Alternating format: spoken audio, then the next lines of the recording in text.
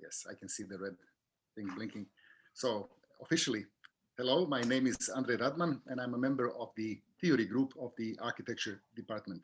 I will be your host for this afternoon/morning. Is it morning there? I can never calculate. It's noon in New York. On behalf of TU Delft, Theories of Architecture Fellowship, I welcome you to the public lecture by this semester's fellow, our friend Gökhan Kodalak, who is a theorist, teaching architectural philosophy at Pratt Institute, who is also an architect, the founding partner of the Istanbul-based design collective About Blank. He has defended his dissertation on Spinoza and architecture at Cornell University. In the interest of time, and I checked this with our guest, I will not list his multiple awards, lectures, and publications. They can be found online, and I hope he doesn't mind. I hope you don't as well. I will just say that Gökhan is no stranger to TU Delft. He published a piece in Footprint on the topic of commoning in 2015. Editors were Heidi Zohn, Stavros Koussoulas, and our colleague who is now based in Hong Kong, Gerhard Bruins. And then again, he is also contributed to the forthcoming issue on the epiphylogenetic turn, published by Robert Gorney, who is in the room, and myself, which will be out in 2022. And he has also contributed a wonderful chapter to The Architectures of Life and Death, a collective volume edited by Koussoulas and myself. It's just going, will be published in a month or so. And I'm very happy to announce that Gökhan has also agreed to be a part of the theory group's next transdisciplinary project by the name of Design Space on Technicities and the Built Environment. On Monday, 12th April, so a few days ago, we had the pleasure of discussing the very topic of technicities, which is a Simondonian term, with him in the context of our ongoing PhD seminar, Ecologies of Architecture, that he kindly agreed to co-host. I believe I speak for all the participants when I say that it was simply delightful and proof that we could not stop talking.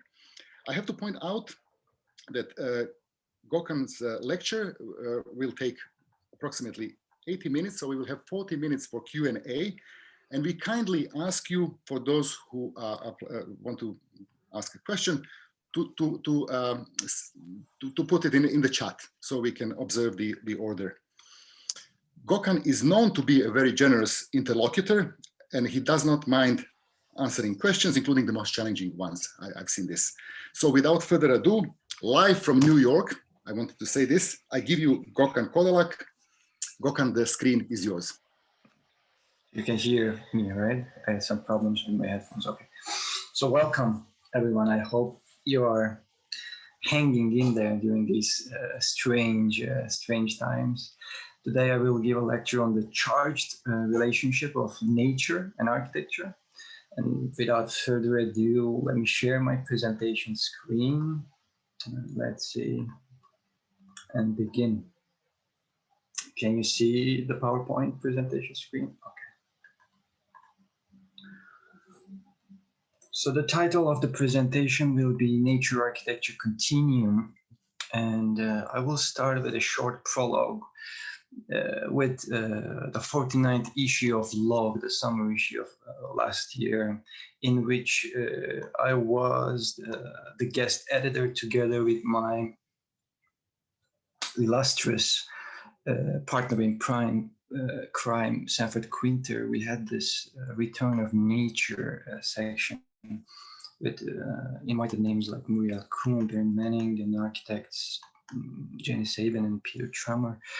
And we will be continuing this project, and in the next 51st and 52nd issues, we will have different invited guests and our own publications as well. And I will read the very first two paragraphs of this as a premise to this presentation. The world is on fire. Forests are combusting under the pressure of global warming. Our streets are igniting in response to no longer tenable social and economic inequalities. The globe is consuming itself with a biological agent contracted through the tragic opportunity presented by our invasion of wildlife ecosystems. The world is on fire, and we are the fire. Modernity has failed us, and we have failed the life system. We have acceded to an unholy bifurcation of nature and culture. We have grounded our discourses and practices from, let's say, Descartes and Kant and Heidegger to Alberti, Le Corbusier, and the latest pretending architect on tired hierarchies that advocate and fuel the hubris of design's mastery over nature. So we have falsely imagined ourselves as transcendent agents and have then served, exploited, instrumentalized nature in ever more rapidly accelerating rhythms. And we must find a way to keep our world from converting to ash. Now, in order to go deep into the problems of this premise, we will first need to discuss and trace, if you will, the evolutionary lineage of a very familiar concept and organizational model for all of us, that is hierarchy. And there is a canonical narrative that bifurcates the cosmos into culture and nature, situates human affairs on one side and non-human affairs on the other, and splits the fabric of reality into built and natural environments. And this is what I would call the ontological bifurcation. This widespread dualism takes for granted a clear-cut boundary between us and everything else. Our psycho-corporeal setup, our affective moods, our personal behaviors and social habits, our buildings, machines, and artworks are carefully separated from ecological milieus, non-human modalities of life, and generative dimensions of nature. So the first question will be, what if, however, this ontological bifurcation is a massive misconception, right? And this nature-culture bifurcation might seem like an innocent act of distinction, that we would like to just differentiate nature from culture, if you will, but it isn't. It is the prerequisite of an ontological hierarchy that elevates the human over the non-human, right? It sublimates culture over nature, and it raises the built environment architecture over the natural environment. So what underlies this bifurcation is, if you will, a latent hierarchy. So the default commitment to this ontological hierarchy has led us to instrumentalize architecture as the mastery of nature, resulting in not just our subjective delusions and anthropocentric vanity, but also objective calamities such as the climate change and global warming. And this will be the second question. What if, however, this ontological hierarchy itself is a widely held illusion? Okay. Now, hierarchy is a notion that comes from the ancient Greek, and etymologically it is made of two terms, hieros and arche. So hieros means supernatural, godly, holy, or sacred, or under divine protection. And arche can mean origin, beginning. It can mean sovereignty, dominion, authority, or method of government. So in a sense, what this means is hierarchy is some kind of organizational model that is under divine protection or holy, or sacred, or godly. And it functions as a vertical organization. It is divine or immutable or fixed. It ranks everything into higher and lower castes, and it predetermines what one can and cannot do according to one's, let's say, assigned strata. So the Aristotelian hierarchy, we will talk about some of these in a brief evolutionary scheme, just to understand how hierarchy itself has changed over the years, and how the hierarchical setups that we are living in right now and reading in right now have their own, let's say, modifications throughout history. Aristotelian hierarchy, we'll talk about Neoplatonic evolution, Abrahamic differentiations with the great gene of being. We'll talk about architecture in terms of Filarete and Le Corbusier and Peterism a little bit. And we'll also talk about the evolution of anthropocentrism from early modernity up until today.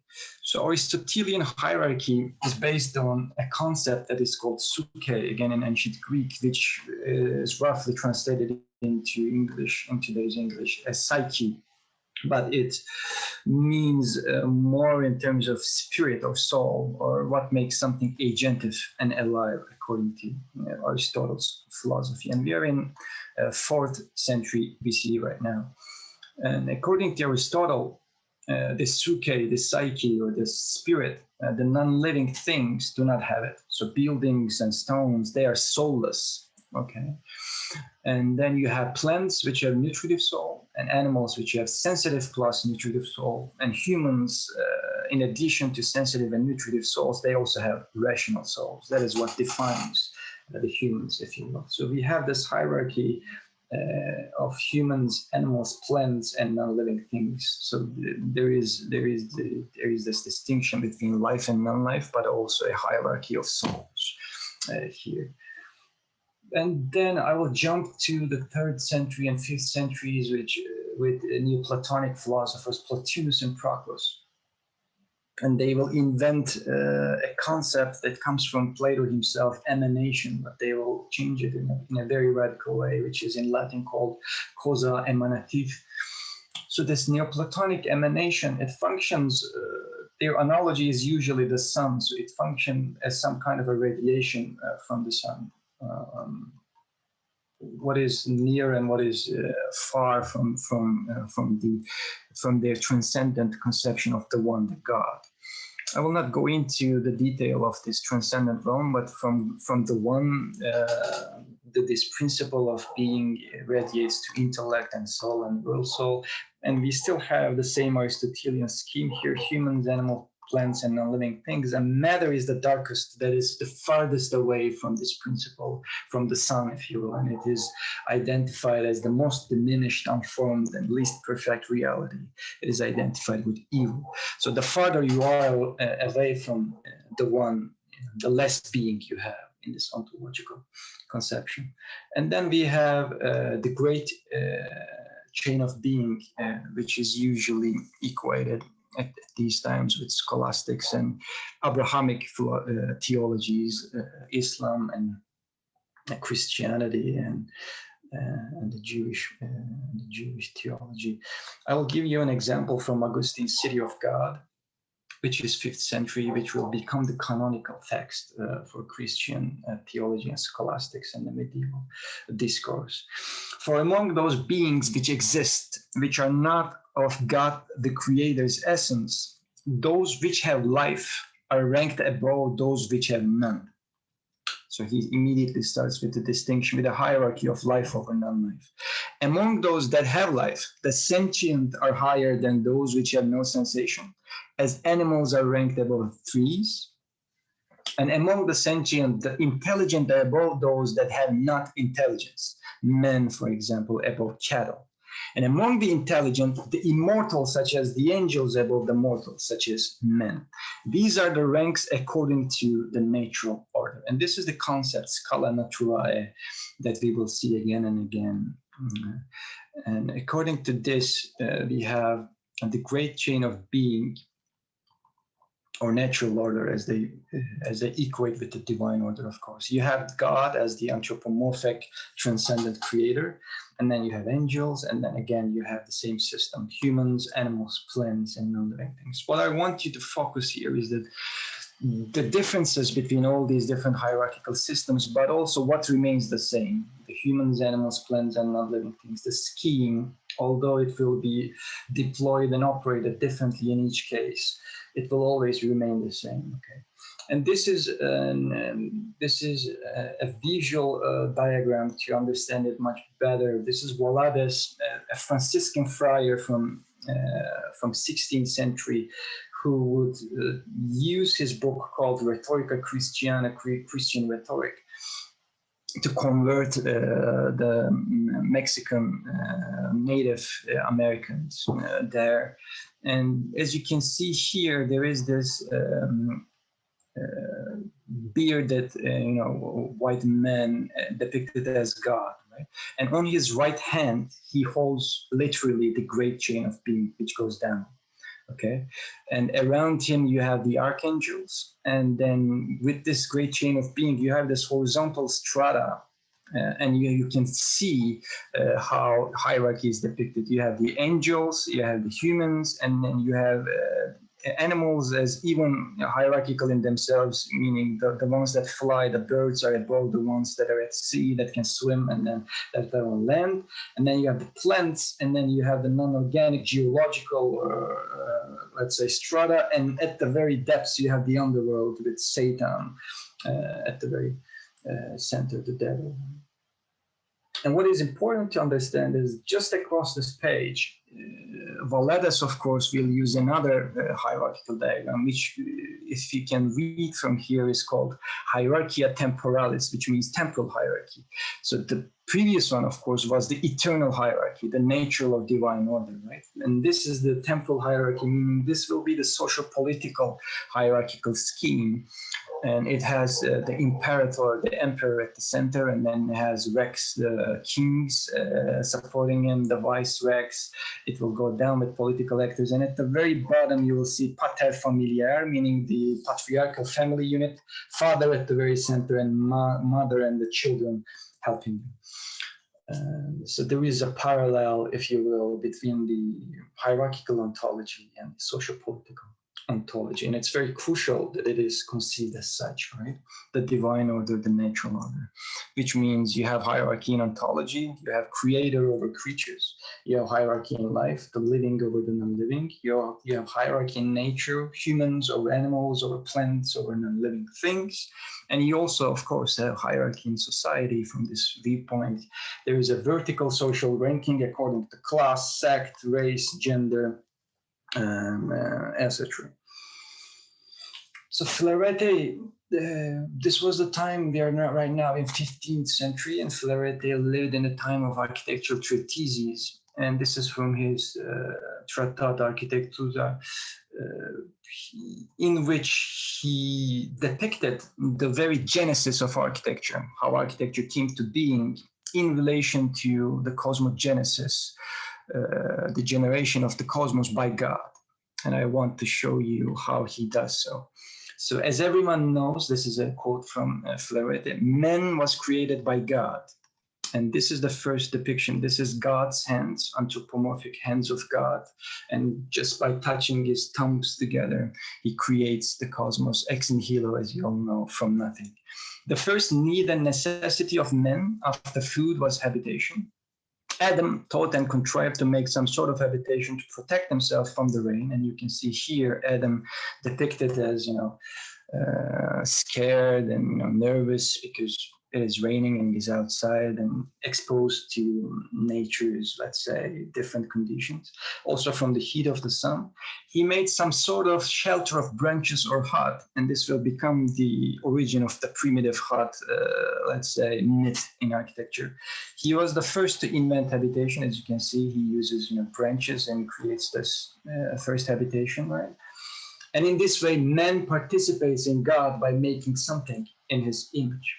So we can immediately see how not only this hierarchical conception of creator over the creatures equated in terms of social politics, but it is also used in parallel in architectural, let's say, imaginary of how even architecture itself came to be in the image of God. And in the early modern hierarchical models, we're talking right now about 16th to 17th centuries, God was indeed in the process of being removed from the top seat and replaced by men. Yet the descending ladder towards animals, plants, and non-living things remained unchanged. So this is crucial because in theocentric hierarchies, the zenith was God.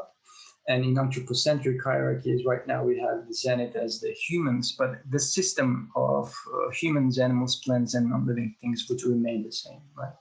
This marked a major paradigm shift. Theocentric hierarchies gradually gave way to anthropocentric hierarchies, yet this drastic change was less a revolution as usually, let's say, taught to us in these discourses, modern discourses, and more a coup, right? Because humans, we dethroned God, not to create a different system, but just to sit in his seat, so to speak. So that is, European modernity was built on the gradual transition from the hierarchy of God to the hierarchy of men. And I will right now give you a very brief evolution of this anthropocentric modern hierarchical setup. This is Ficino, who is a Renaissance humanist, and I will be giving you a quote from his Theologia Platonica, Platonic theology from 15th century. Who has ever seen any human beings kept under the control of animals in such a way as we see everywhere herds of both wild and domesticated animals obeying men throughout their lives? Man not only rules the animals by force, he also governs, keeps, and teaches them. Man tramples on the earth, furrows the water, ascends into the air in the tallest towers. How marvelous is the construction of his buildings and cities! Hence, man who provides generally for all things, both living and non-living, is a kind of God. Now, you can see the transition already, a soft transition, because God is still part of the scheme, but man is becoming God, right? And how is he doing this? He's doing this by mastering nature, dominating nature, animals and everything, living and non-living. And how does he do that? He does that through architecture and technical means, right? With the towers and the buildings and the cities. And this is Francis Bacon, one of the early, let's say, one of the early inventors of scientific method. And this is his new organon that is written as against Aristotle's old organon, and it will become the canonical textbook for the Enlightenment. And this is him saying, just let man recover the right or nature which belongs to him by God's gift. Okay, so again, God's relationship with nature is right now translated into man's relationship, a hierarchical relationship with nature. This is René Descartes and his Discourse on Method. We are right now in 17th century. And this is what Descartes says: through this philosophy, and by which he means, of course, his own philosophy, we could know the power and action of fire, water, air, the stars, the heavens, and all the other bodies in our environment as distinctly as we know the various crafts of our artisans, and we could use this knowledge as the artisans use theirs for all the purposes for which it is appropriate. Thus, we can make ourselves, as it were, the lords and masters of nature. So just please pay attention to the very terms that he uses, lords and masters of nature.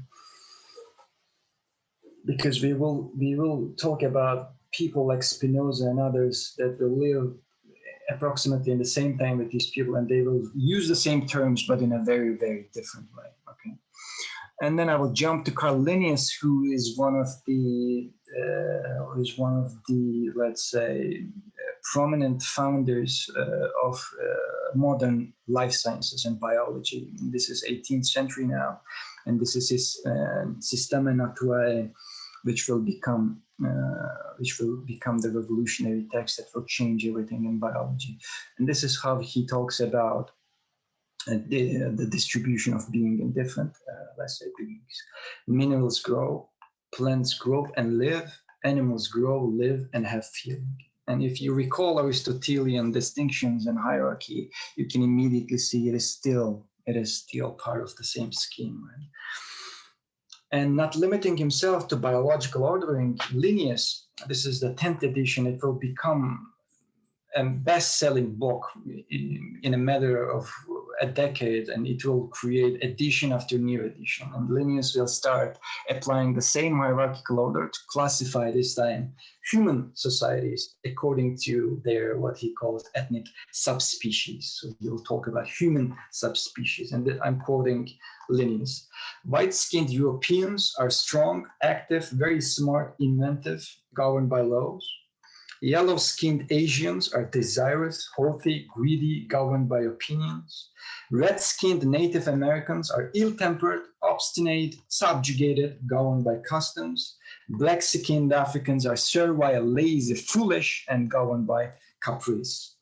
Right? You can immediately again see how this ontological hierarchy is first translated into biological hierarchy, and then, of course, translated into, in parallel to, social hierarchy. This is Immanuel Kant. We are now going towards 18th century to 19th century, and this is his critique of judgment. It will become the canonical text for this period, not only then, but even today. Most of the philosophical systems, I would say, would not be able to get away from Kant's grip. Now we find, and I'm giving you a quote from Kant's critique of judgment. Now we find in the world beings of only one kind whose causality is teleological, unconditioned, and not dependent on anything in nature. The being of this kind is man. He is the only creature whose peculiar objective characterization is nevertheless such as to enable us to recognize in him a super-sensible faculty, okay? Super-sensible, beyond the sensible. Hence, man is the final end of creation. This legislation is what alone qualifies man to be a final end to which the entire nature is teleologically subordinated. Okay. So what Kant means here is pretty obvious, but what he means here is, in a way, nature itself is created so as to generate us, the humankind, as its final creation. Just imagine the anthropocentric arrogance in this conception. Huh? No wonder once Kant came face to face with the problem of social organization of being, and this is in his Physical Geography, he did not shy away from applying a parallel vision upon human societies, classifying them hierarchically in typological relation again to their race, or what he calls inborn characteristics. This is what Kant talks about with relation to humans. Humanity has its highest degree of perfection in the white race. The yellow Indians have a somewhat lesser talent. The Negroes are much lower. The lowest of all is part of the Native American races, right? So we see the same logic applied here with Linnaeus and Kant, even though their conceptions of teleology or biological, let's say, distinctions are very different. So let's jump into architecture a little bit. This is Le Corbusier. We are right now in the early 20th century, and there is a direct link between modern anthropocentric hierarchies and the instrumentalization of modern architecture as the mastery of nature, although Le Corbusier is usually deemed as someone who pays special sensitivity and attention to nature. I would show, let's say, the other side of his relationship. And this is the City of Tomorrow and its planning. This is the very beginning of the book, the very first sentences, his introduction. A city, it is the grip of man upon nature. It is a human operation directed against nature, okay? And this is when the cathedrals were a later book, 1937. And he said, our task requires the participation of everyone in an orderly way and not topsy-turvily hierarchically. The horizon changes, the great transformation will come about only through hierarchical elevation. And I will give you a bit of context here. The book, the premise of this book is he believes that Corbusier creates a nostalgia for the medieval town building schemes in which cathedrals were at the very center. They were perfect pieces of architectural, let's say, construction, and hierarchically the entire town would be built around it, so everyone would know their place with relation to God and the cathedral, etc., etc.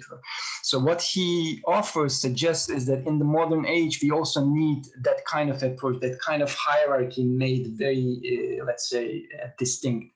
And he talks about his Cartesian skyscrapers, okay? And it is not a coincidence that they are called Cartesian skyscrapers, because of course he is referring back to Descartes, right?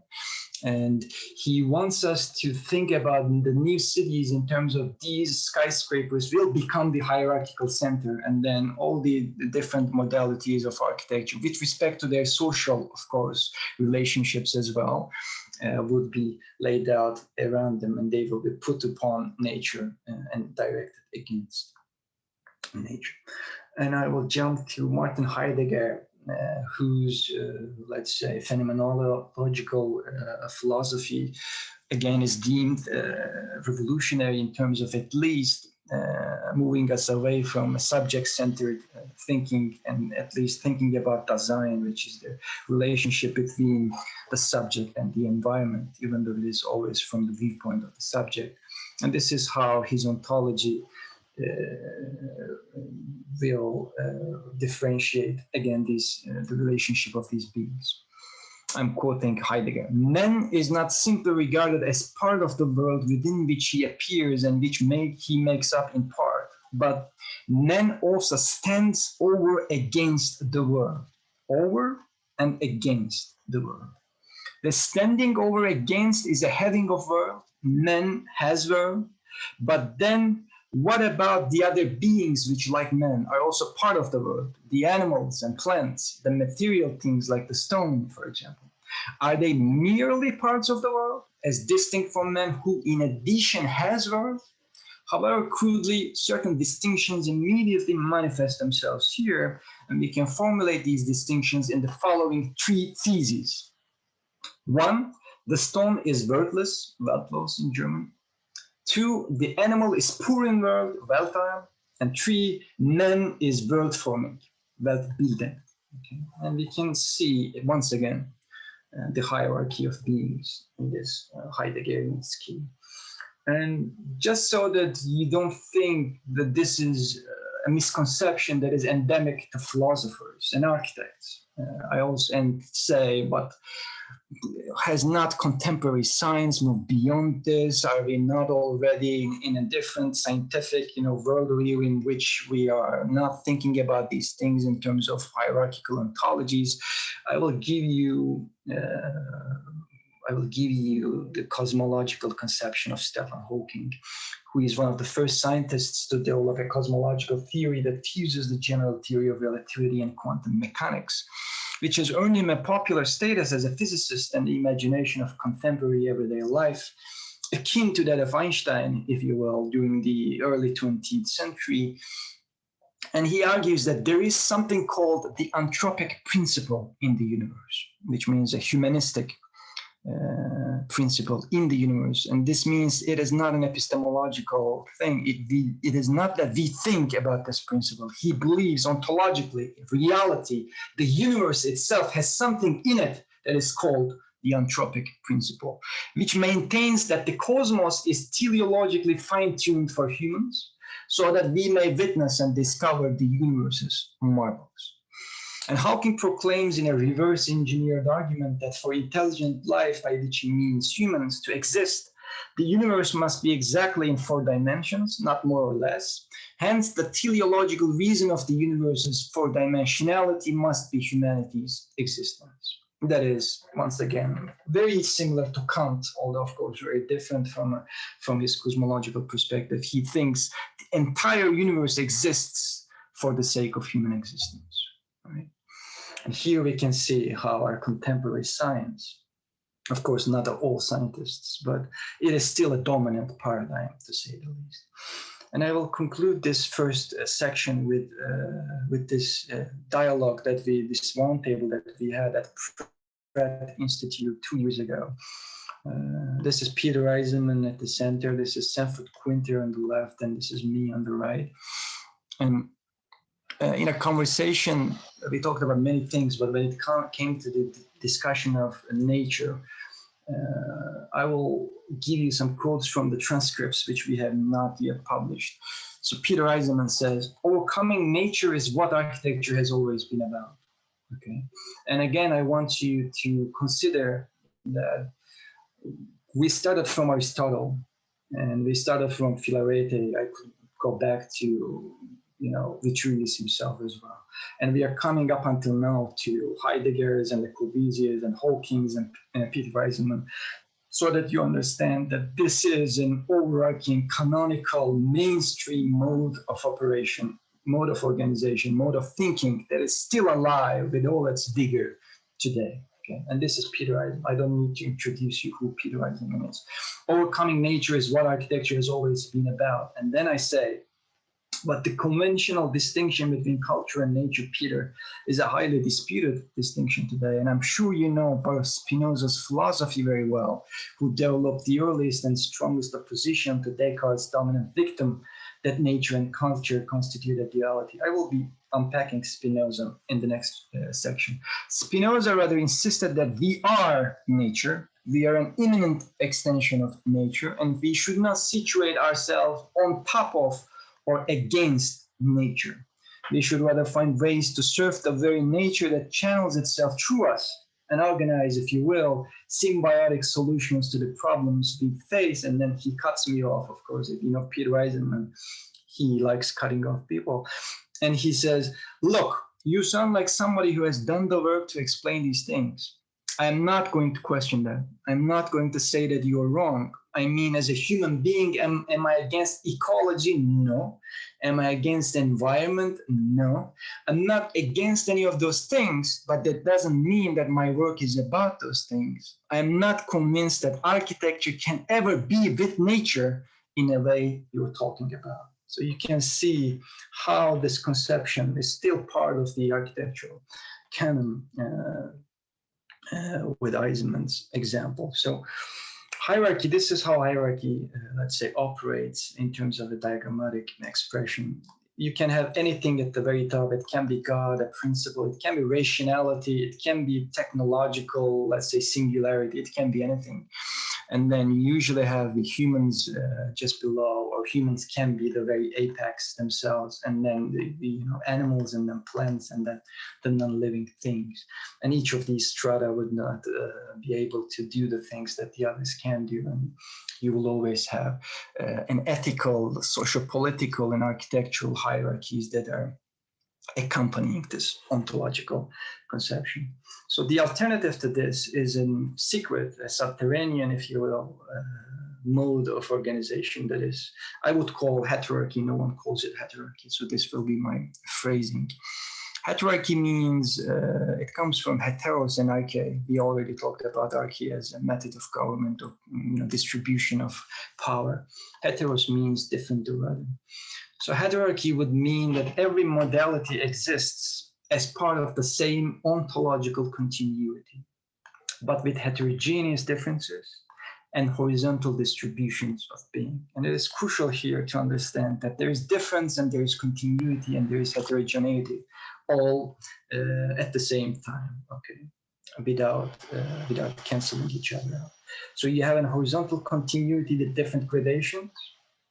It is a dynamic field. By this horizontality, we don't mean something static and always like an axial line, but it means it is a field that rises and falls in constant modification, but it is never vertical strata.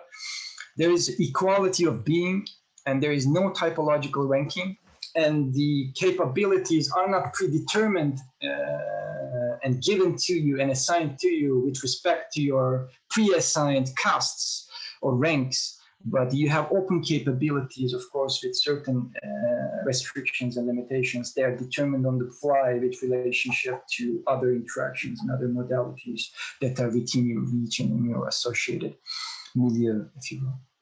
So we can again talk about animals with provisional definitions. We can talk about buildings, and we can talk about stones, if you will, and humans and plants.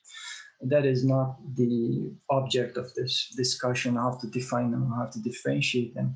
But it is the subject of this lecture is their relationship and the organization and distribution of being with respect to each different singular, let's say, modality. And I want you to pay special attention that we can right now see that they are all differently individuated and they all have their different forms and actualized in different ways in this very basic and simple diagram. But I want you to pay attention to this line, okay? And this line goes to infinity, so to speak. And this line constitutes everything in its continuous unfolding, if you will. So this very line constitutes not only the animal, but also the building, but also the stone, but also the human, and also the tree, and it goes on. So it is in this sense, this underlying continuity of this line, if you will, is the generative continuum of nature or cosmos itself. And it modifies itself into all these different modalities without losing its continuity, but at the same time giving each its own singular, let's say, singular character. So hierarchy, from the viewpoint of hierarchy, we will have, again, culture, humans, and built environments, if you will. We can define them like that, but they are continuous and on equal grounds with nature, non-humans, and ecological milieus. This is the part that hierarchy makes its difference. And I will not talk about all of these things because we don't have time, but I will talk about Taoism a little bit, Thesis and Cosmos in Heraclitus, not in Thales. I will talk about heterodox Islamic philosophy and Wahdat al-Wujud. I will skip heterodox Christian philosophy and Jewish philosophy and conceptions there. I will talk about Spinoza. In evolution, I will only talk about Darwin. And I will jump towards the anti-abiogenesis and complexity theory about the, let's say, the weird and secret evolution of this ontological system. So this is Heraclitus. We are in 6th century, 6th to 5th century BCE. We are before, we are at the stage that Aristotle has not made his, Plato and Aristotle have not made their marks yet. These are fragments from his On Nature, and this is an incredible quote from the 30th fragment. This cosmos, Heraclitus says, and mind you, the concept of cosmos was invented by Heraclitus himself. This cosmos, the same for all, and already it says a lot of things. The same for all, meaning the humans and animals and planets and everything. The same for all, neither gods nor men did create. And again, an incredible beginning. It is not created by gods or men, but it is nature itself as self-generative and self-causal. But it always was and is and shall be, but not in static position. And this is what he will talk about just right after this sentence. An ever-living fire, kindling in measures, and in measures going out. This is the most poetic, but at the same time ontologically rich definitions that you can find, if you will, about an ancient understanding of heterarchical conception. You have an ever-living fire, and it is kindling in measures and going out, and by those kindling, let's say, it gives birth to everything, and it is the same for all, and not created by gods or men. So there is no hierarchy in terms of its creative process. This is Zhuangzi. This is right now 4th to 3rd century BCE. We are in China. And this is his manuscript, which is also called Zhuangzi. Of course, the original one is lost, but we have the different manuscripts preserved from different eras. And again, an incredible conception in it. And I will read it to you. Whether it be a tiny blade of grass or a mighty pillar, a hideous leper or beautiful he-she. And he-she is one of the legendary beautiful, woman that is perceived in ancient Chinese, let's say, discourse. No matter how peculiar or fantastic, through Tao, they all become one. And by Tao, again, what they mean is there is this continuous underlying field of potentials from which all the modalities of life emerge. And all these different modalities, without any hierarchy, they all become one through this continuity, and then they become many, if you will, in the actual realm of existing. And right now we have moved to 10th century. This is Al-Hallaj, and this is Kitab al-Tawasin, which is an incredibly rich book. And as you can see here, at the very beginning of his chapters, he uses abstract diagrams, which might even be confused with some kind of Mondrian, early modern, let's say, graphics, right? And he just does not even, explain them. He just uses one diagram after another at the beginning of each of his texts, which I have to say have given me the influence to use certain forms of diagram in my discourse as well. And Al-Hallaj is a very controversial figure in heterodox Islam. And I will read something from his book, which still haunts the Orthodox Islamic circles until today. He says, and I said, if you don't know God, know at least God's expressions. And this is a concept in Islamic philosophy called tejalli, expression. And for instance, when Deleuze would use it with respect to Spinoza's expressionism in his book, he is referring back to this concept, perhaps even without knowing, because after being invented in Islamic philosophy, this concept of tejalli was then migrated to Christian and Jewish heterodoxical circles. And it's an incredible conception. And he says, I am God's expression, hence I am God. And this is the term Al-Haq, which is, if you say this in certain Islamic countries today, you can still get in trouble. And the conception behind this is, he is, of course, not saying that he is, because this would mean shirk, which is the highest sin in Orthodox Islam, to equate yourself to the transcendent God, the one and only God. But that is not what Al-Hallaj is saying. He is coming from a heterarchical conception, if you will. And what he means is, insofar he believes that this line itself is God, in the sense that it is the generativity of the cosmos. And insofar as this line is God, he is the tejalli, or he is an expression of that line, and which means he is God in a certain sense, right? But at the same time, if you think about this, the consequences of this conception would be that this architectural building would also be a tejalli of God, or it will be God, or it will be generative. It will channel the generativity of the cosmos as well. So that is a very, very dangerous, of course, conception to have. So Al-Hallaj's imminent cry for heterarchy was not received as expected positively by the Abbasid regime and Orthodox Sunni circles, who declared him a heretic, imprisoned him for 9 years, publicly lashed him, cut off his limbs, beheaded him, put his head on a pole, and set his corpse on fire in front of thousands of Baghdad citizens. This is 1922. And I just want you to digest the violence that is inherent here. And it is the violence of a concept. It is the violence of a concept. In these years, if you had an heterarchical conception of God and the living, then you would have this kind of, let's say, end, if you will.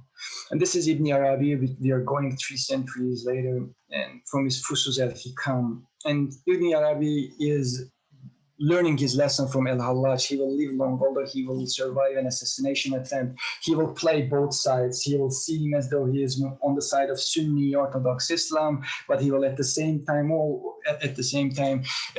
organize his heterarchical structure with a double language. So he's very, very clever in that sense, and in that way he will live long and write many, many different books. And this is from his magnum opus, and it is incredible, again, incredible conception. The creator, which is called Halik, is the creature, Mahluk, and the creature is the creator. And I mean, you cannot go more radical than this at this time. Because the creator, insofar as it becomes the creature, and the creature, insofar as it becomes the creator, this means the generativity and the creativity in the cosmos is already distributed and shared, not even between creator and creature, but between everything, right? it becomes this, again, horizontal conception of the cosmos. And this Hallaj, if you use it, it is always used in relation to, of course, the transcendent God. So he's playing a Trojan horse kind of tactic here, immanentizing, if you will, the transcendent conception of God. So now we go to Spinoza, 17th century, early modernity. I want to remind you the very context in which he was. It was in context that the theocentric hierarchical models were giving way to anthropocentric models. But I mean, it was still an ongoing battle at the time. So you could take sides on the conservative side, which is the theocentric hierarchies, or the modern side and the new coming and the fresh-looking side, which was the anthropocentric hierarchies. And this is what Spinoza did, and this is his where his radicality, if you will, lies. He refutes theocentric hierarchy.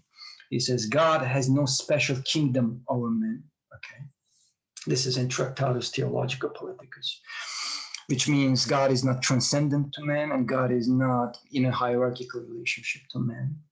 And then what he does, which is very, very, very strange with respect to his time, he refutes anthropocentric hierarchy as well. They appear to conceal man to be situated in nature as a kingdom within a kingdom, yet men, like all other beings, are only a part of nature. So all of a sudden, not only God has no special kingdom over man, but also man has no special kingdom over nature. And this is very, very interesting. This is very interesting. So all of a sudden, this is Spinoza refuting theocentric and anthropocentric hierarchies. He refutes both, dethrones God and man at once, right? And they would not forgive Spinoza for daring to abolish hierarchy as such. I mean, he was excommunicated at the age of 23. He survived an assassination attempt himself. He couldn't publish anything in his lifetime. And even for centuries that come afterwards, up until Kant's and even early 20th century, his philosophy became anathema in both the philosophical and theological, let's say, discourses. And what does he offer in as an alternative? This is what he offers. I do not differentiate between God and nature in the way all those known to me have done. And again, to give you a contextual information, at this time in the 17th century, God is always part of the discourse. You cannot not talk about God. So you have to just find your way around or in between or going in and changing the definition of God. So what he does here is he first equates God and nature together, okay? And then, so we understand by life, the force through which things persevere in their own being. God is life and is not distinguished from life. Now he equates God and life together. And then infinite being, and this is a philosophical definition, of course, whom we call God or nature. And this is in Latin, Deus sive natura, which is equivalent perhaps to an Al-Haq of Al-Hallaj's cry. This will become the most controversial, let's say, conjunction. How can you use or, this indifferent conjunction between God and nature, whereas in all of the discourses up until that time, it was always about how to differentiate God from nature, or elevate God above nature. So what Spinoza does is he equates God and nature and life and infinite being, and he goes against thinking about the creative powers of these, let's say, conceptions, transcendent to and hierarchically distributed to humans, animals, plants, and things. He instead thinks about the generative potentials of God or nature or life or infinite being, whichever you would like to prefer, immanent to and heterarchically distributed to each and every mode of being, humans, animals, plants, and things. So this is the revolutionary, let's say, path that Spinoza thinks. That's why he could talk about things like this, which sound perhaps very weird at first sight. All individuals are alive, albeit in different gradations, diversus gradations. But it is from this perspective very crucial. And I will not go into detail about his choice of this term, and this is, by the way, is something that Spinoza scholars rarely mention. I am at loss at why they are not unpacking this sentence, because it is the very heart of his ontological system. There's different gradations. The term gradation here, I want you to focus that it is not a difference in degree. It is not a difference in kind. The difference in gradation means you already need to have a continuum of being on which you will have your gradations, right? By which it means the continuity of life will be everywhere, and you will perform its gradual differences within your being, if you will. So through Spinoza's heterarchical lens, ontological differences do not constitute a vertical ladder with fixed ranks, but are distributed across a horizontal field in constant ebb and flow. That is, God or nature or life or infinite being runs through and is immanently expressed within the mode of existence of each and every being in different gradations. And if you excuse me to make a poetic, if you will, expression of what this means, I would say, when we shiver, the universe shivers through us, right? This is a beautiful, beautiful and elegant, if you will, understanding of the cosmos.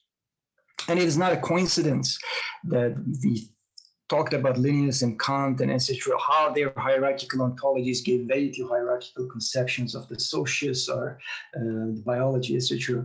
With Spinoza, his heterarchical ontology, of course, was developed in parallel with his heterarchical politics. This is from his political treatise. He conceives, in terms of ontology, equality of different beings. And in terms of his politics, he conceives equality of different social actors. He conceives generative animacy of all beings in terms of ontology, and constitutive agency of all social actors in terms of politics, a cosmic democracy for all beings, if you will, and then absolute democracy, this is his term, for all social actors, which is very, very different from the representative democracies that we have today, which is more in line with some kind of direct democracy, and a very interesting one at that. Let me jump to Darwin and his paradigm shifting on the origins of species and the descent of man. I will not have time to talk about the very different ways biology was, let's say, divided into hierarchical and heterarchical sites. So what Darwin did was he showed how nature can indeed undertake self-modifications, undergo and enact change, and develop new forms of life through imminent paths of evolution, which is, of course, his invention, right? He postulated that organic life evolves over the course of generations through natural selection, and all species of life have descended over time from common ancestors. And this is crucial for the sake of this discussion. And the difference between humans and non-humans, or among any organisms, is not a difference of kind, fixed, essential, and immutable, but a difference of gradation within an evolutionary continuum, right? This is, of course, a bit different from Spinoza's, but from Darwin's viewpoint, you have an evolutionary continuum, and within that continuum, we are all differences of gradation, because we at the same time have a common beginning, so to speak. And this is, I need to supplement this with something called abiogenesis, which is the study, post-war study especially, of how the living things came to life from non-living things, right? At least that is the proposition. And Darwin's heterarchical worldview is pushed even further, because with Darwin he is still talking about organic, so-called living things. So we go back, but we go back through humans, animals, and plants, and we constitute their continuity. But then there's still a gap between the living and the non-living, and that gap will be that gap will be addressed here.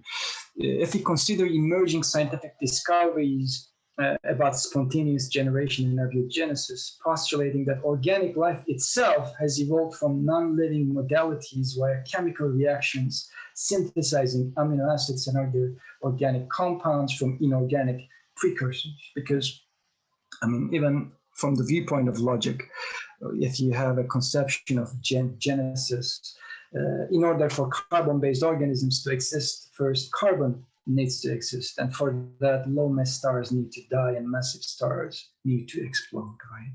So that is, living things arise genealogically from non-living things, as is discovered in Miller-Urey experiments, Stanley Miller and Harold Urey, which is depicted here, during the 1950s, which managed to produce organic components by synthesizing inorganic matter in simulated conditions of early Earth. Right, but this is of course still an enigma how life came to be from non-life. So we are still conceiving an absolute gap between the two. But here there is a different conception that there is also a continuity between what we deem life and non-life. So at this point, contemporary science finally arrives at Spinoza's radical intuition that there is no gap or hierarchy even between life and non-life. Life is a heterarchical continuum that situates all that exists, whether human, animal, plant, or inorganic matter, on equal ontogenetic footing, if you will. And we can go on with post-war scientific developments. We also learned from Ilya Prigogine and Isabel Stenger's conception of self-organizing complex systems. This is 1984, but I think the French version was even earlier, towards the end of 1970s, among others, that non-organic life can be indeed self-generative, and much of the richness of the cosmos arises from non-organic fluctuations of life in conditions far from equilibrium. And this is their quote. This leads us to a new view of matter, in which matter is no longer the passive substance described in mechanistic worldviews, but is associated with spontaneous activity. This change is so profound that we can really speak about a new dialogue of man and nature, because all of a sudden matter itself has also become, we have discovered that it is agentive, that is generative, that is alive, if you will. And towards this period, we are talking about post-war differences in cultural discourses. We have ecofeminism, the rise of ecofeminism, which is also important. I will not go very deep into it, but it was people like Val Plumwood and others that will, of course, also warn us that even when we talk about human culture and non-human nature, even when we talk about their hierarchy, it is not an innocent hierarchy just between these terms, but when we talk about them, when we talk about human culture, it is usually the white man, right? And women and indigenous people will always be perceived as part of non-human nature. And they will be deemed passive and open to domination, etc., etc. And so she would suggest a paradigm shift from the standpoint of mastery to the Heraclitean universe. These are her conceptual terms, and I will not unpack what she means by the Heraclitean universe, because we already at the very beginning showed what the ever-living fire of Heraclitus was. Now, at this time also we had incredible imaginaries, not only architects and artists, but also writers, science fiction writers, and this is Philip K. Dick. And I'm sure if you are not aware of his book, the Android Stream of Electric Ship, you must know its, let's say, translation to the big screen with Ridley Scott's Blade Runner, which reshaped the science fiction genre in cinema. And I want to show you that Philip K. Dick has a very peculiar and philosophical heterarchical conception of life as well. And this is from his biography. My main sources were overt philosophers such as Spinoza, Leibniz, and Plotinus, Alfred North Whitehead, and Bergson. Of all the metaphysical systems in philosophy, I feel the greatest affinity to that of Spinoza, but his dictum, Deus substantia sive natura. To me, this sums up everything, God or reality or nature. And I mean, if you think about this movie or his book, it is also, what is it? It is about humans and androids, that are perceived or conceived in terms of an heterarchical continuity and all the tensions of the humans who still wanted to keep their hierarchical worldview, if you will. I think Spinoza is correct in his conception of God as immanent, that the universe is alive. And Spinoza's views regarding the word of democracy also influenced me. And here he will talk about his own conception, which is very, very precise and elegant. They are fundamentally interacting fields rather than discrete particles. By more modern views, we are overlapping fields, all of us, animals included, plants included. This is the ecosphere, and we are all in it. Each of us then partakes of the cosmos.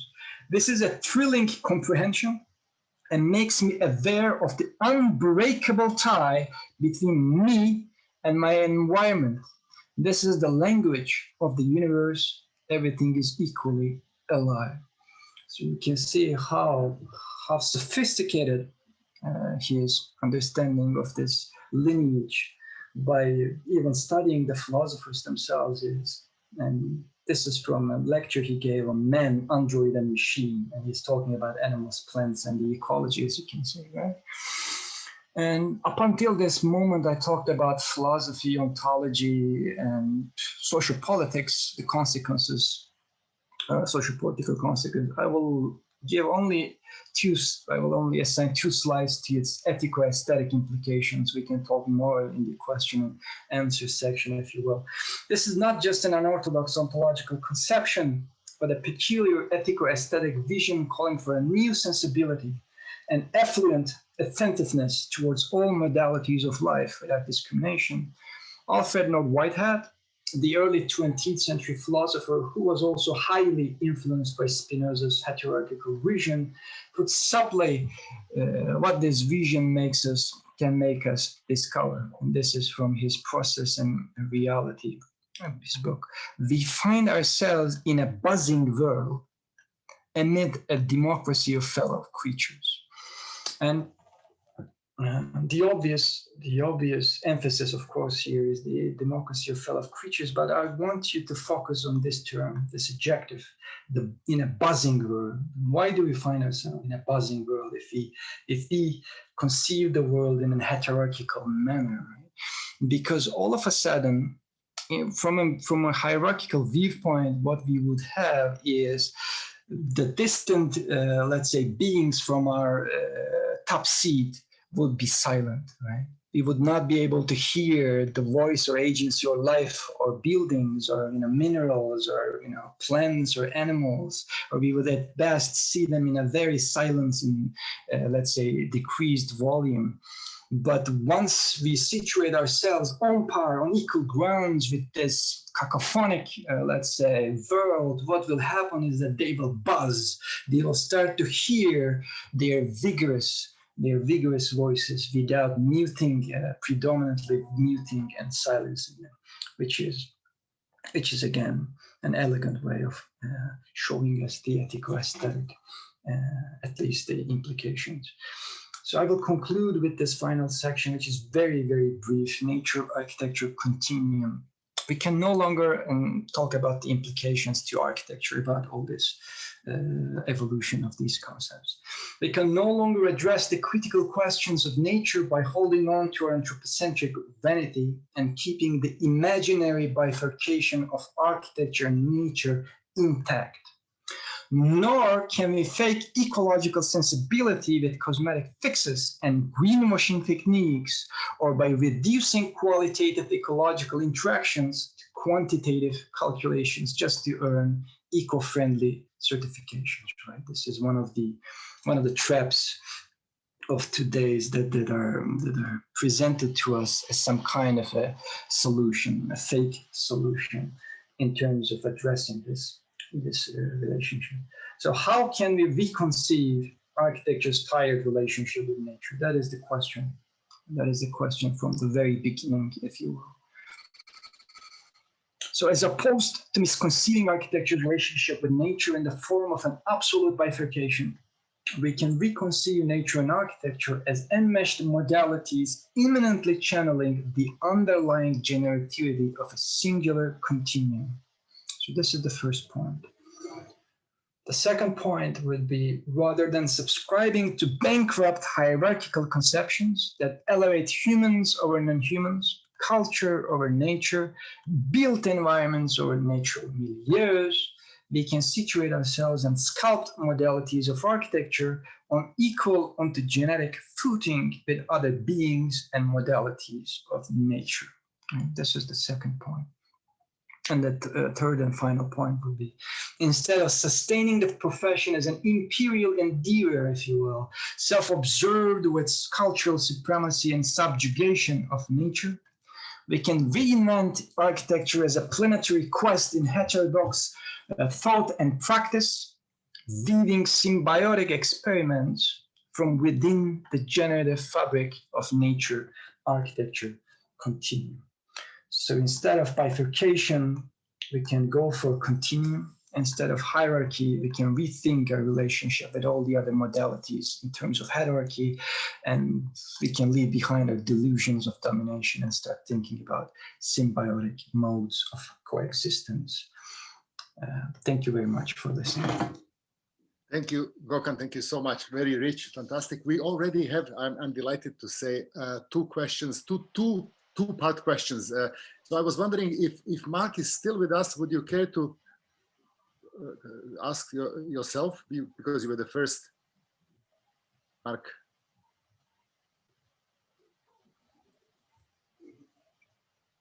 If not, perhaps I can read it, and he can always. So let me read the first question by Mark. He's apologizing because he has to leave soon. He says, for your consideration, what does it mean to be alive? How to define this? Isn't that a hierarchy as well? A dichotomy, in other words. So that's the first part. And if I may just, because it follows up, there's a follow-up part of the question. He says, then in a Nietzschean beyond good and bad, what would be wrong with a decapitated head on a pole? Doesn't that become a part of the index of possibilities of a non-anthropocentric reality? Is it clear, Gökhan, what Mark is after? Yeah. So vitalism, I imagine. Right. I mean, the first part of the question, the definition of life, right? The definition of life that is embedded in this worldview. I mean, of course, it changes from Spinoza to Darwin to all of these thinkers would give you a different definition. But let me give mine just to absolve them from this responsibility. The way that I think about life in these terms is, I mean, it has different dimensions. The first is that it has a genetic dimension in the sense that it channels the very underlying continuum of generativity onto another dimension that is the actual or model dimension of everyday life. So every being from this perspective is alive, from the viewpoint of being capable of channeling the generativity of the cosmos to everyday interactions. Right? This is the genetic definition. And then there is the relational definition, which would be the capacity to affect and being affected, which is again a Spinoza's definition, right? And why is this important? Because we usually, when think about non-living things, we perceive them as passive. We perceive that they can only receive and they cannot act, or they are not agentive. But insofar as you think of those in terms of having their own capacities to act and affect the things that are around them, and this is a very, very basic, of course, conception, you know, an architectural building, how cannot it affect the things that are around them? How cannot it affect us when we are within it, around it, with relation to it, right? With the spaces that it creates, with the physical contours that it has, but at the same time with the potentials and possibilities that it offers for all of us, right? And from this perspective, again, everything is alive. So there is no hierarchy or dichotomy, because from this viewpoint, everything is already alive, but there are different gradations. So there is no non-life. That is the point of heterarchy.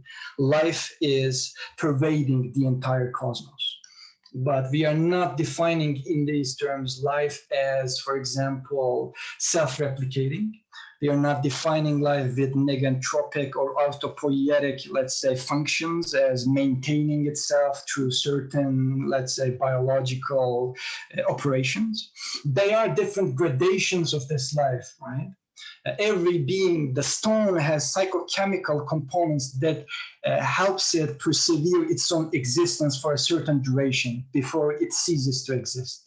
So that is its capacities. A human being would have psychical, psychic and at the same time biological, let's say, operations that will also maintain certain internal loops with respect to its relationship with the environment, etc., etc.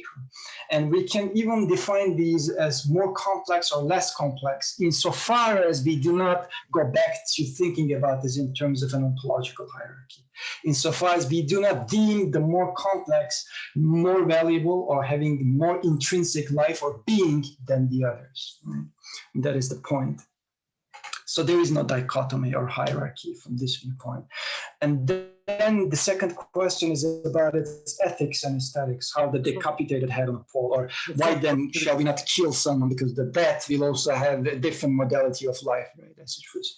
I mean, that goes on to another dimension because we are at that point not discussing ontology, but discussing ethics in the sense that how different modalities behave to one another. And that was the one part that I did not talk very much about in this lecture. Just to remind how Spinoza's, for instance, ethics is built on top of his heterarchical ontology. He conceives a tripartite structure in which the first is the individual. So the individual needs to make as many experimentations with its environment as possible in order to augment its life, augment its being. So that is the first part. You are incredibly selfish from only this dimension. You're trying to augment your being in life. Right? But then there is the relational or collective dimension, which is something that he unpacks in his political treatises. That is to say, you need to conceive your own continuity with all the other social actors because they are part of your own, let's say, augmented or expanded universe. So you need to act in such a way that you not only augment yourself, but also all the social actors within your reach, right? So that is the second part. That is the second dimension. And then comes the third one, which is the most bizarre and most interesting at the same time. You need to have a cosmic dimension as well. And that is the most difficult one. How can you think not only the other social actors, but all the cosmic modalities? How can you act in such a way that you augment not only yourself and the social actors, but everything ecologically or cosmically within your reach, right? How can you become one with God or nature in a sense? Of course, I mean, we are finite creatures and whatever we do has different consequences, and sometimes, most usually, if not always, we cannot trace every consequence of our actions. So this is an ethical dictum. That is the way that you need to act. So you do not decapitate someone's head because it will diminish certain capacities of its life in that very act, so to speak. Thank you, Gökhan. Mark is in the meantime. I see him. Do you have a follow-up question? Or are you satisfied with this answer? No. Well, thanks for the lecture. I apologize for stepping in late for the answering of my question. Apparently, yeah, that's a difficult one. Eh? So, is your ethics not totally anthropocentric? And that's a bit of a short answer to that, or question to that answer that you just formulated. I find that rather problematic. Also, all the three steps that you described, I would argue that is still from a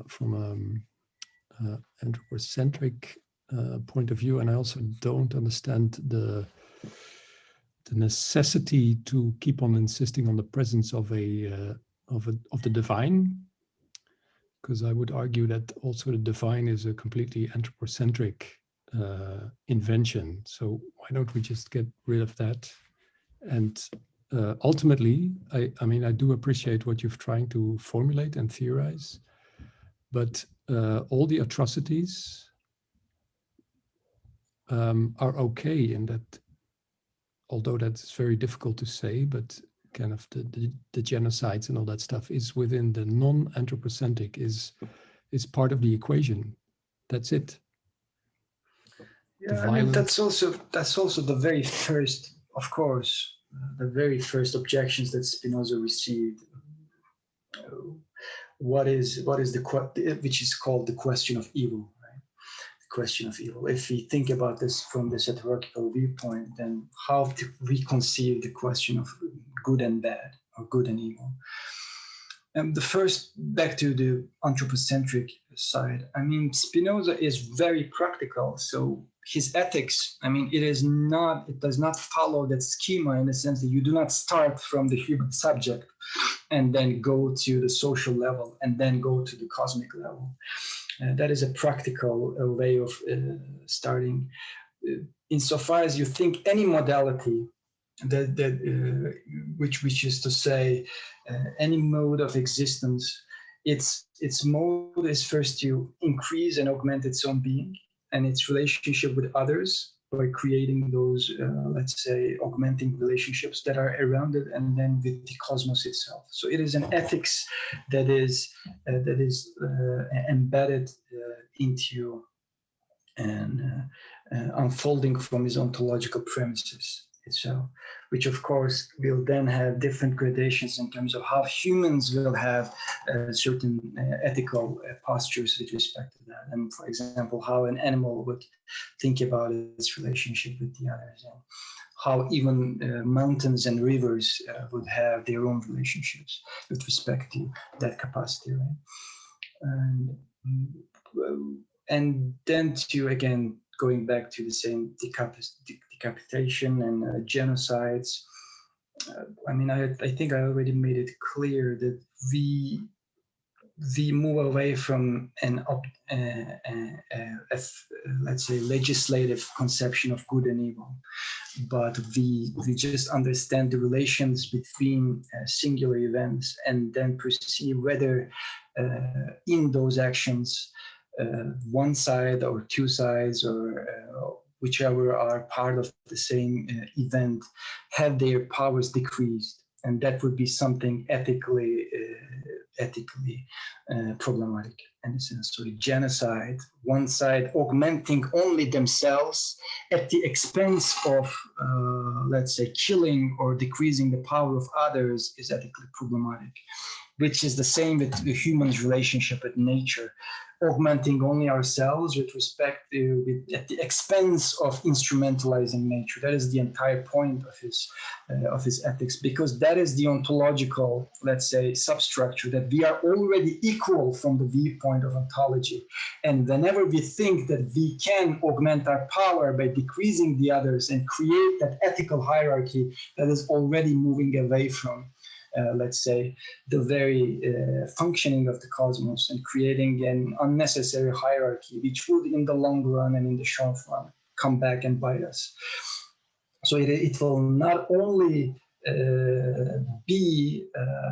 decrease our power in a different way, but also decrease the power of nature and other social actors, etc., who are already continuous with us, right, from Spinoza's viewpoint. So imagine thinking about this continuity with other beings, and whenever you do something that decreases their being, it also means at the same time, as you are part of the ecological habitat, you are indirectly decreasing your own, let's say, power as well. So it functions on all the three levels simultaneously. That whenever we cheat ourselves into augmenting our own being by, destroying other forms of life or decreasing their life, it is already decreasing the very life and the augmentation of that milieu that we are a continuous and immanent part of, if that makes sense. Thanks. I was thinking it doesn't necessarily need to be the zero-sum game. It can be mutual enhancement as well. The There is another question. Let's move on to Bob's question. And Bob is, I can see him. He's awake. So would you mind asking your own question? Yes, I had a two-part question, and because it follows up on something that Mark asked before, so maybe I flipped the order in which I had thought about the question. But also, thank you very much for that lecture. I really appreciate, let's say how you highlight that ontological basis of Western thinking in this hierarchical structure. And then, of course, that distinction towards, let's say, heterarchy allows us to use that in a critical lens. No? And in that matter, I directly had to think about, for example, Vehelius' idea about like hierarchizing assemblages. But I think what could be interesting before is like you highlight actually hierarchy versus heterarchy, but in a sense you strategically keep that notion of arche in there, no, as a matter of origin, so to distinguish them. And I was like wondering, why do you keep that? Why do you keep that notion of origin? And why don't you, for example, based on the heterarchical ontology that you propose, not directly shift to genesis as a question of formation of things? Because that would mean that we directly, in a sense, do like a double move that replaces hierarchy with heterogenesis, so a process of production of differences.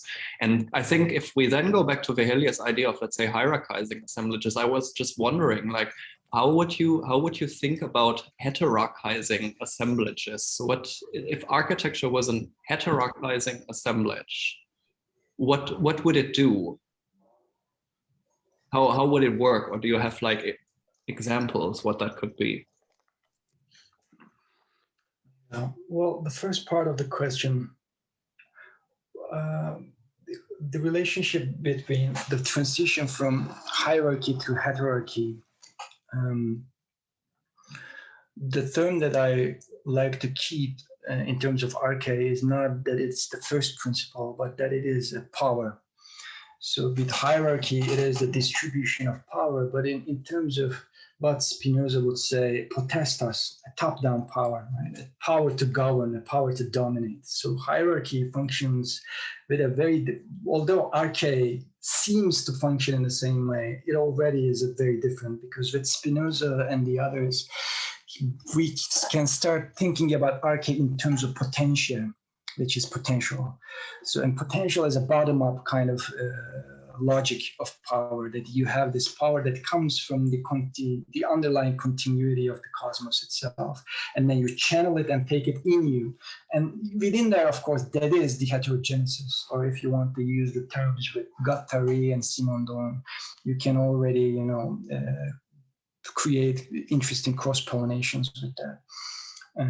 So in that sense, the heterarchy as a mode of distribution of being and potential, that is why I keep that in those kind of terms. And I mean, genesis is part of it. Actuality is part of it. For me, highlighting one over the other in terms of this distribution or organization is not necessary at this point, because that would also address to a different question. And in terms of heterarchical architecture, right? I mean, did I have any examples to show? No, right? So that would be the easiest part after showing Le Corbusier and Peter Eisenman, etc. I can have many examples for this side, but I mean, they always fall short of what this conception is trying to show us. But I mean, in terms of, we can talk about different architectural projects with, let's say, different gradations of subscribing to this kind of logic.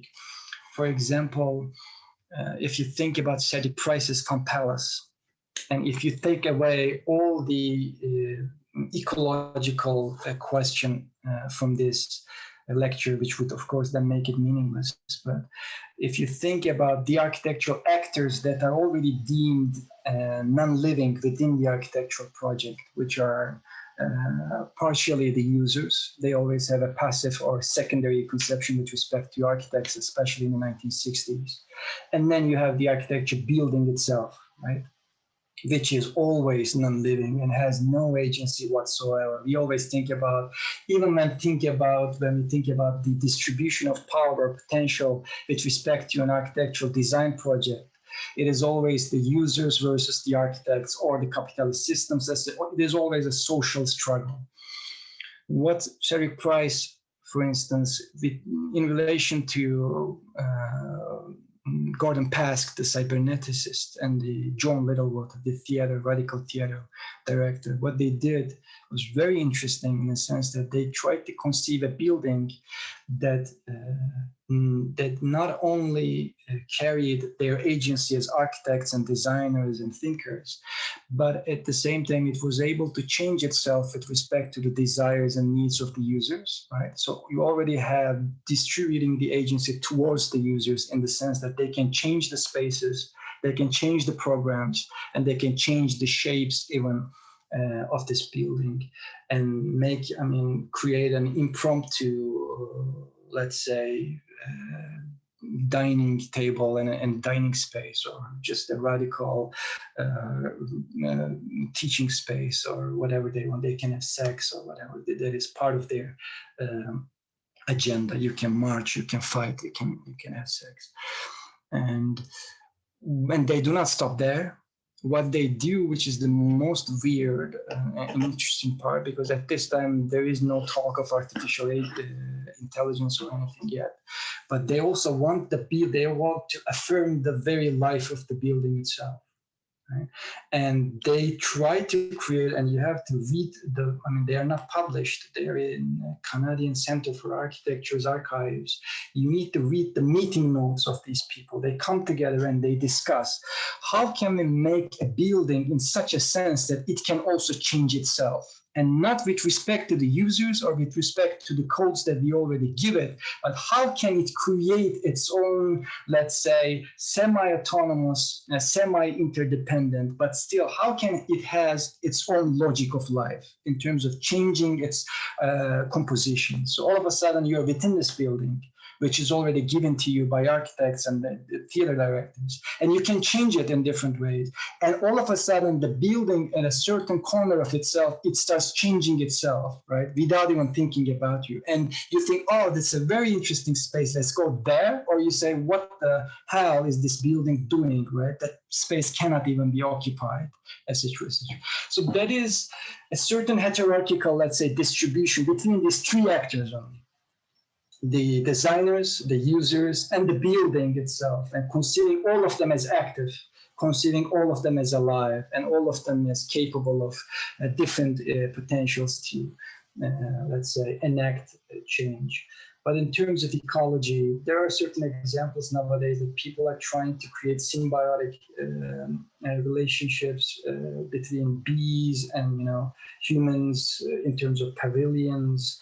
Or there are certain experiments with animals, etc., and some biological agents, but none of them that I've found promising enough to, utter their names and give them as examples. And I think that is the part that we are lacking. We need to think about how to conceive this relationship, because that is the part that I would also have a very vivid example to talk about at the very end of my presentation. Robert, probably you have follow up, or you're good. Shall we move on? So we go now to I hope I'm pronouncing it right. Svete Das. Svete, would you mind turning on your camera and asking your question, or you would prefer that I read it? I see Svete in the middle of my screen, so, or perhaps I should just go ahead and read it. This is what she says.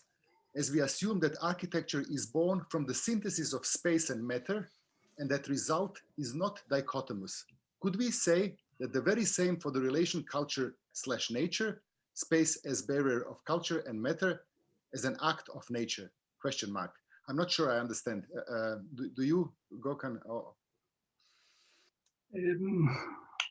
Vaguely, yes. So the analogy here is just like the synthesis of space and matter is not dichotomous, then can we rethink the relationship between culture and nature? But here, space as bearer of culture and matter as an act of nature. It is a bit of a complex question, so we might need some clarification if the person asking is here. So Otherwise, let me intervene and yeah. bypass all order. And in the meantime, Zveta might appear, because I also find it slightly in the need of further explanation. And it's not going to be a question. I'm not very good in asking questions. I'm more fond of opening towards a discussion. So let's not. I'm not waiting a specific answer from you. That's what I'm saying. Okay. Because, sorry, what? Complicating. You're into complications. Yeah. We're discussing on Monday. No, I mean, regardless, needless to say, but I fully agree with all what Gökhan presented. There is an aspect which is important, and is the aspect of control. And control, as an intention, is binding together almost all the instances you presented, including the latest one on the cybernetic, let's say, expressions of this notion. And control, you can even see it. I mean, Platonism and Plato's first hierarchical attempts were not coming out of the brightness of his head. He was faced with a practical problem, which was how can I choose an adequate candidate in the newborn democracy in Athens? So how do I choose between A and B? And he conceptually provided, let's say, a tool, which was we create an abstract idea. Call it righteousness, call it I mean, capacity to govern, whatever, and then we kind of see how the candidates can approximate that idea. Okay, so candidate A is very close to it, candidate B is farther away, so I choose for A and not for B. So this is kind of an horizontal hierarchy. It's an hierarchy of participation, and Aristotle updated that and made it vertical, and he applied it to more or less the whole being. And Simondon, on the other hand, accuses both of them for actually placing an individual before individuation itself. Plato really posed a specific individual, beauty, justice, whatever, while Aristotle placed a principle of individuation, his whole differentia, his whole species, etc. None of them deal with how things transform, though, because you might be beautiful or good or just accurate for me at this point, but you're not tomorrow. And I'm not the same tomorrow. So it's also a question of actually both of them failing to come to a nice kind of a conclusion with their own power as to being unable to control this, their inability of controlling this. So my question would go as the thing I'd like to point would go as following. And you did a very good job in kind of highlighting how all these apply to very real life situations, and how all these have very practical consequences. Needless to remind that even the kind of modern state that we're in is actually the social contract. Rousseau is also an attempt to kind of control nature, and that's why we need a social contract. That's why sovereign states started appearing in Europe. My question would be the following. When it comes, and it's in a way connected to what Robert was asking, when it comes to the concept of gradation and your claim regarding its abolishing difference in kinds and difference in degree, how would you avoid falling back in a flat ontology, but flat in a bad way? Flat where William James, for example, would complain that everything becomes the same. We were discussing it a bit on Monday. So how could you get rid of the negative aspects of differences in kind or differences in degree and how they are mistaken, without getting rid of something positive they might have to add, which is how things could be produced, how novelty could emerge, which in my book, by default, novelty introduces a difference in kind, at least traditionally called difference in kind. Yeah. I mean, in a pharmacology. Yeah. I mean, it's an important, of course, question. And usually,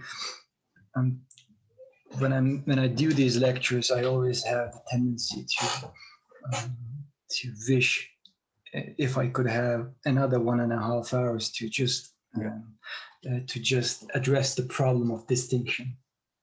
which is what you're asking in a way. Distinction, but also commonality, the question of commonality. How can we think about it without falling back to essentialist traps, but at the same time, without thinking about this continuity as a homogeneous space? I mean, of course, this is an epistemic. I will first start with an epistemic gesture. That is, the reason that I even chose heterarchy is just to start from the very get-go to show that I am not going for a homogeneous continuity. Heterarchy, the heteros there is that different than the other. So all these different beings, whether a human or an animal, and we are at that abstract level right now, but I will go even deeper there. They already channel themselves in different ways, and so you do not go back to in the everyday life, in the way that we exist. There is no sameness, right? There is no identity between two humans, not even between two pencils that are created and produced in the same factory, because they already exist in a spatio-temporal, extensive, let's say, extensive part of the universe that is not identical, which means they will have different relationships with their environment, and at the same time they can never be the same in terms of their physical setup. There will be minuscule differences, etc. So that is one part of the answer, and then another part would be to change the age-old discussion about this in terms of species and genus, which again comes from Aristotle, right? The generality, the things that we still use, biology still uses, and we use it every day in our everyday life, and it is still part of our logic. So this will be the same from moving away from hierarchy to heterarchy. We need to move away from the logic of genus and species towards what I would call commonality and singularity, and how they function together. And allow me to unpack this for a little bit. So the logic of genus and species, or generality and specificity, is itself an hierarchical logic structure, right? You start, for example, with humans. You start with animals, and then you differentiate. This is the generality, and then you go one level down, and you say, on one side you have non-rational animals, and on the other hand you have rational animals, which are humans. So you create this difference, so to speak, through specifying something one level below than its mode of generality. But the crucial thing, and this was something that many of the opponents of Aristotle from then until now have found out, is that this can never allow to identify the singularity of an existent being, because you're going down, and however down you go, you will never be able to arrive at the singularity of, say, Star Wars. Right? You can talk about the human, you can talk about a human, Greek human, you can talk about the Greek white human, you can talk about the Greek white human at the age of 35, etc. You can specify him all you want, but you can never arrive at the singularity, because you are not starting from the bottom, from that singularity itself. You're starting from the very top, and you're trying to go down, and there is a limit of descent. Differential cannot differentiate themselves. That's what. Yeah. So it is in that sense, that logic, because in that logic, generality operates with the function of identity and showing up the commonalities between things. And the specificity is the engine of difference, right? But for instance, for people like Spinoza, who is a nominalist, he doesn't believe that there universals exist. So if we had the time, I could also talk about that. I mean, humanity itself does not exist, right? There is no humanity. There is no animality. Although I am using them in this lecture for abstract reasons that I need to keep them. So and this is what Spinoza says, I'm quoting him, there is no, universal men, but there is Peter and there is Paul. And this is the beauty of his conception. Right, and so you have your unit is these singularities, right, and then he has the other unit, which is the underlying commonality of everything, right? Through substance or through the underlying logic of the generative potentials of nature itself. So how can you rethink that you have this commonality with everything else, but at the same time you are singular, which means you are so radically different than everything that there is nothing else. You are one of a kind. That is why, for example, we cannot talk about difference in kind, because you are one of a kind, right? So it is that's why, because difference in kind is still a mode of logic in which it still has its identical brothers and sisters within it. So, for example, you can be different in kind from animals, but you can be the same with me from the viewpoint of your kind, which is your humanity, right? So, well, of course, there are very different interpretations of kind. I totally agree. And I mean, we're writing a a chapter now with Andre, and the title is "What Does This Have to Do with Architecture?" So I'm going to use the title in order to give you a pass and allow you to unpack also what this could have to do with architecture. Yeah, I mean, again, many things, but let me give you an example that the way that we speak about architecture, for example, in the history of architecture, in design circles, that the terminology that we are used to. When we say something like Renaissance architecture, right? Then we say something like Islamic architecture. Then we say Greek architecture.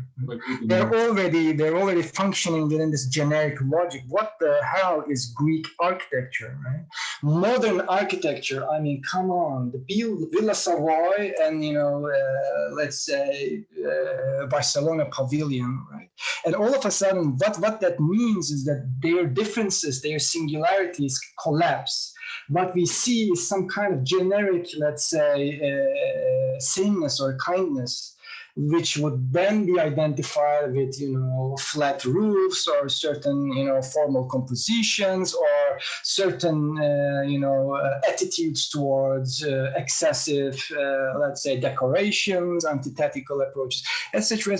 We then create excuses, qualities, and, properties in order to define these things, which then just makes us, just like it makes the hierarchical approach, just like it makes us deaf to the singularity of different beings other than humans. This means whenever you say modern architecture, and it is the same with typologies, for example, styles, typologies, right? An office typology. What the hell is an office typology? I mean, there are 1,000,001 different modes of, office architecture, buildings that have functions of, that can accommodate office, let's say, work. So it already takes us, makes us more attuned to speaking about singularity of things, the very life of things in their own being, rather than going to define everything under generic umbrellas. That is one point. I mean, we can go on. May I provoke you with one last piece of I mean, question. Again, question. I was going to say question, but I restrained myself because it's connected with what exactly we're discussing. And I still want to push you towards architecture a bit, just for the sake of it, because Simondon was accusing that its moment of thinking and acting that separates structure from operation is by default reductionist. That structure cannot be separated from operation, and in a way, the traditional Platonic horizontal, let's say, horizontal hierarchies are structural. They're focusing on a structure that we need to approximate.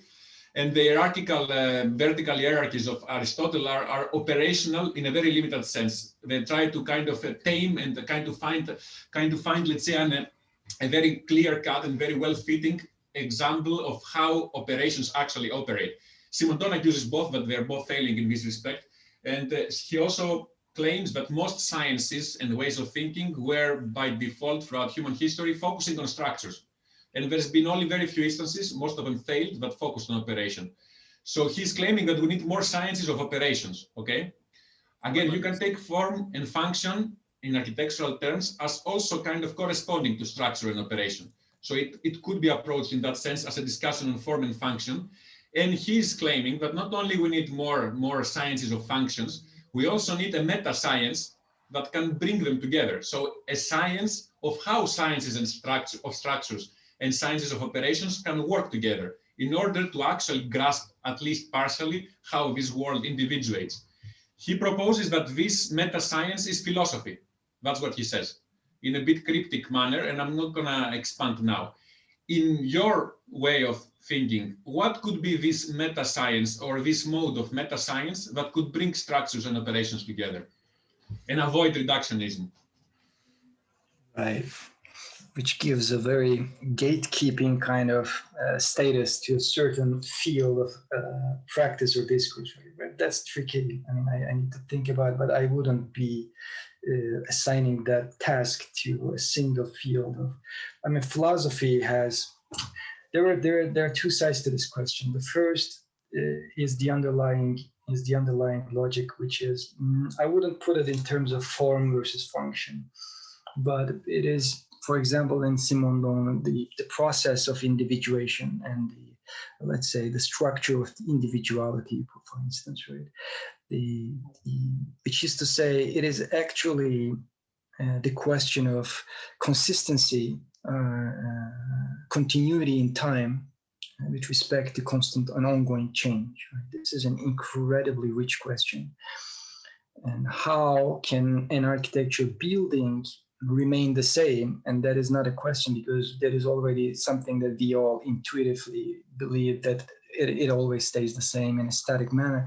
But the second question for architecture, because it is believed to be a non-living thing, makes things more interesting. How can architecture not only perceive and receive change in a constant manner, but also enact change, right? And that is usually what is believed to be a part of function or program or the way it is used, etc., etc. But I mean, the change can be in the form, the change can be in the matter, material, right? And the change can be in many different aspects. And the change can even be in the possibilities of the potentials of new ways of bringing, let's say, different modality, not only humans, together in terms of their specs. So that is a question about individuality and individuation, which is crucial. And there are sides. I will not go very deep into this, but there are sides, for instance, in philosophy and in architecture, which have the formalist, let's say, approach, in which the individuality, the composition of the individual of the architecture building matters the most. Right? And there are sides who would go for, you can say, the program, but some can even talk about the process, right? The process-oriented approaches to architecture. And they would, I mean, some people would even say it doesn't matter what the final result of an architecture building is. What matters is the process of its generation, right? You would hear this a lot in juries, at least in the American juries. The Landa would accuse that the one is micro-reductionist, the other is macro-reductionist, and the praxeology is meso-reductionist. So he would find also that reductionist. Yes, yeah, and that's the both sides have their problems, right? Both sides, just by assigning one side of this dimension a determinant role, let's say, ignores the other, the richness of the other dimensions. So the question will always be how to think about architecture buildings both as a verb and as a noun, right? Without reducing their individuality and form, but at the same time their individuation, processes of individuation and capability to change and affect and be affected. So that is the third position, and that is very important. And to rethink about this, especially today with people who are going back into object-oriented, whatever, a new kind of formalist approach derived from certain modes of philosophy, etc. So, and it is an age-old discussion. The first position has not been developed well enough. So that is something the likes of Simondon and Spinoza and these understudied philosophers can help us a lot. And the second part of the question, just to keep it very short, I mean, philosophy has its own singular singular potentials. The reason that I am inclined to go towards philosophy, because there's a complexity, there's a systematic mode of thinking and complexity, and the way that concepts themselves are also discovered to have their life of their own. Whereas in almost all other theoretical modes of thinking in humanities, etc., in architectural history and theory as well, it is believed that the concept, you take it and use it again as part of your own vocabulary. It is not that easy. A concept, I mean, I just showed you the hierarchy. I mean, it could, I would easily just replace it with the evolution of a bird from, from millions of years, how it changes, but how it, at the same time, it still keeps certain continuities and commonalities that is past this issue. And I mean, I showed you a very, very abstracted, reduced, and, small part of these concepts. So these concepts, not only are they alive in terms of their mode of thinking, but they are part of us, right? For example, in a class situation in education, you can try to have a heterarchical pedagogy or a hierarchical pedagogy, so to speak. You can deem and you can act as though you are the master of the class, the transcendent or the hierarchical apex of this classroom, and you can lecture to students and you can behave like that, or you can try to show that you are on equal grounds and you learn from them and they learn from you, and it's an open discussion as such. And at the same, in the family, in the relationship of social relations, in your relationship with your cat, etc., etc. Right? So they are part and parcel of our political systems, ethical systems, aesthetic systems. So philosophy is, in this sense, irreducible in its approach to these problems. But at the same time, I mean, architecture then will have its own, modes of thinking and its own modes of practice that will be missed if you only arrive them from an, let's say, philosophical viewpoint. That's why, for instance, and I know Andre, Heidi, and you also share a similar sentiment with me about this, that I always want to think about what I'm doing as architectural philosophy, rather than looking at architecture from philosophy or looking at philosophy from architecture. But I think having the space of both, a continuity not between nature and culture, so to speak, but between architecture and philosophy as well. And it seems that was also what Simondon was doing, despite what he said, between the technology and philosophy. He was going so deep into technology. He was, I mean, more a technical expert than most technological, the people that they were studying, practicing, etc. So I think that would be my position. And we know, Gökhan, how it ended with Simondon. So, but I just wanted to. What sticks with me, I mean, what resonates is really this very graphic image that you choose to talk about the violence of the concept. And it seems to me that now that you say there are different styles of teaching, you can adopt this hierarchical style. The problem with such styles is that every concept that is used is always already overcoding so much that it sucks everything, and it inflicts a certain kind of violence. It takes many years for us to detox people from such overcoding concepts that are still, as it were, the derivative of this kind of thinking. So I'm very grateful that you are reminding us of the roaring, the moving, shifting ground, and the necessity to perhaps shy away from taking sides between structure and operation, however difficult it might mean. I mean, what I want to say is that when you say there are two different styles, the other style is much more easy to precisely. It works so well because it's so easy to go for with hierarchies. But I wanted to use the last minute of our remaining time, and hopefully, with the help of Heidi, we do get to see you once again. And this is on the 30th of this month. But it's a different setup. It's a lecture. It's a lunch lecture. Is that right, Heidi? It's much shorter, right? I will have only 1 hour, and in which I will have to at most use 40 minutes for the lecture and 20 minutes for the discussion, something like that, right? Yes. And you're going to be very much just a walk-in, I think. Okay. And we very much look forward to seeing you again in the setting of the seminar Monday, which is not. Yeah, I'm looking forward to it. Yeah. I guess I speak for all the people on the screen, especially for on behalf of my colleagues. I want to thank you. I mean, you have. ¿No quieres? And thanks. And of course, as I said in the introduction, this is not the end of the. What is the Churchill quote? It's the beginning of the end. The end of the beginning. And Gökhan, I have my 10-year-old son here, and oh, hi. he was very interested in your lecture. So that says a lot. That says a lot. That says a lot. My target audience is always children. I want to start with the children and then go up from the children. He had a question that he wanted to ask you, but then you answered that already. So, okay. Yeah. Well, all right. Thanks a lot. It was very interesting, and thank you for taking the time also on a Friday evening for us. Thank you. Yeah, it was my pleasure.